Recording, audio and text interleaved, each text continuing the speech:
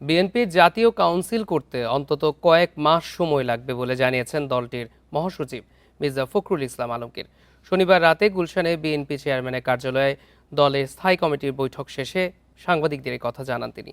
বলেন, দলকে শক্তিশালী করতে জাতীয় কাউন্সিলের বিষয়ে আলোচনা হয়েছে। এছাড়া সরকারের ৪৭ দিনের কর্মসূচি নিয়ে পর্যালোচনা ও মূল্যায়ন করা হয়েছে। এর আগে শনিবার রাত ৯টার দিকে দলের স্থায়ী কমিটির সদস্যদের সঙ্গে বৈঠকে বসেন বিএনপির চেয়ারম্যান প্রধানমন্ত্রী তারেক রহমান। সবশেষ গত ৯ জানুয়ারি গুলশানে চেয়ারম্যানের কার্যালয়ে জাতীয় স্থায়ী কমিটির বৈঠক হয়। 200-র বেশি সার্ভিস ও ফিচারে লেনদেনের সব বিকাশ অ্যাপে সম্ভব।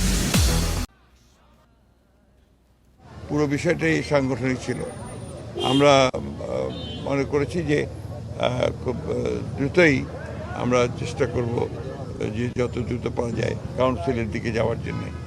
এটার সম্পর্কে আমাদের আলোচনা হয়েছে, এটাই ছিল মূল আলোচনা।